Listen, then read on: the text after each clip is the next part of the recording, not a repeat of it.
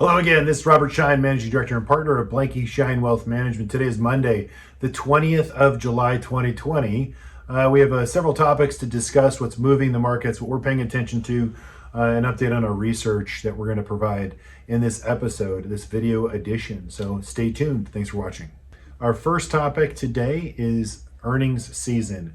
You know, corporations, we specifically pay attention to the S&P 500, the corporations that are in there, in that index, because that's really where the earnings are. And it's going to give us a good quality indication as to, again, how bad the second quarter was, or any indication of what we could expect going forward from these corporations if they provide guidance. And we had just about under 10% report year to date, and we're seeing an average of 44% shrinkage in the earnings for this quarter. So that's not unexpected. Again, we had a government mandated shutdown. So markets are already priced all of this in. In fact, markets are up today, even as we speak. But that's the largest year-over-year decline in earnings since going back to the second quarter of 2008. But what's interesting about that is this is a tale of two markets. You know, technology and healthcare are continuing to lead versus industrials, energy, and a few others like financials are continuing to lag. So if you own the S&P 500, you're a little bit better than positive year to date. But if you overweighted technology, you're doing quite well. In fact, technology is doing double-digit returns already year to date. We're going to continue to see that persist simply because what we saw in the earnings, and this is the evidence that markets are paying attention to very specifically. As an example, industrials for the first quarter, their earnings were up 1.3%, where the 5-year average for industrials is a 9% sort of earnings increase for just the industrials, if you will. So there's a big divergence, if you will, about 7% plus or minus there. Tech profitability just came in at 19.2% for the second quarter, and the 5-year average is 20.2%. So tech really hasn't been impaired, if at all, and it's really showing and proving that it can thrive in an environment like this, and you're seeing corporations adopt new technologies. We all are at home as well. Therefore, the tech earnings haven't been impacted like some of the other sectors in the S&P 500. Again, that's one of the reasons why technology continues to be an overweight, because it continues to lead the market on a go-forward basis. So we're going to pay attention to some of the other laggards, because if markets are to climb higher, we need energy, we need financials and industrials. We need those earnings to improve. Once those earnings to improve, we could see markets grind their way higher on a go-forward basis. But right now, that's your earnings update. And let's go to our next topic. Well, big news, Washington is back at work today. July 20th, I've talked about this several times. We've got 10 days between now and month end for Congress to either extend the CARES Act, extend enhanced unemployment, talk about liability blanket for corporations, extend or increase small business, another round of stimulus or loans or forgivable loans. One thing's for sure, the markets are anticipating this.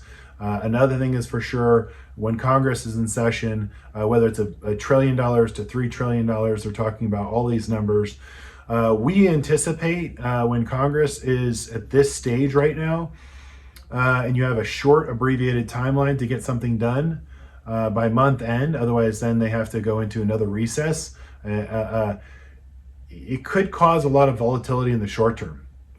We could probably see an impasse or an agree to disagree before they actually get together and pass something. So this is going to be very critical. I think one or the other side could disagree on something, put a line in the sand, and then walk away. And then we will see the market have a tantrum or sell-off as a result. But long-term, we're bulls. We would hold on.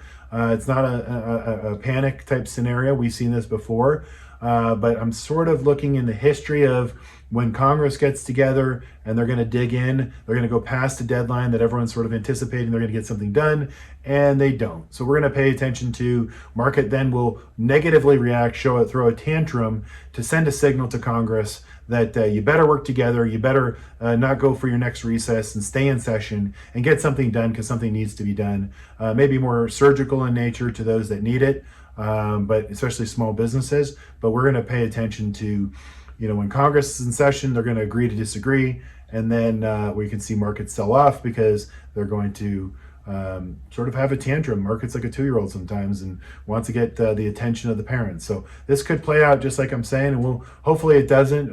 But history is our guide. We will see how this plays out here. And my final topic, as I talked about, financials are still on sale. There are 2 standard deviations from a performance standpoint or even valuation standpoint behind the S&P 500 on many indicators. There's several reasons for that. There's several factors. It's almost like hang out and see, wait and see, because all the big banks have all the mortgages that from the commercial mortgages to the residential mortgages, and we ultimately don't know how this. We're going to need some more time for us to see how the consumer is paying their mortgage, or REITs, public REITs are going to pay.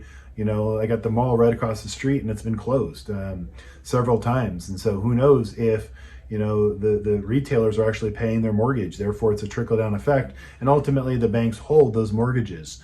So that's why financials are a lag. But I will tell you, long-term, I think they're stronger than ever. I think we will get through this. I think it's always like worst-case scenario, and then, oh gosh, we overreacted. So I think there's long-term value to look at. I mean, if history is a guide, when you have 2 standard deviations down and solid balance sheets that we have financials, that's it becomes interesting to look at as it relates to a sector to start looking at putting some money to work, because going forward as a long-term investor, these are below book valuations. So a good time to look at financials when they're on sale. That's it today. Thank you for watching. Be sure to like and subscribe, and appreciate you watching. Take care. Have a good day.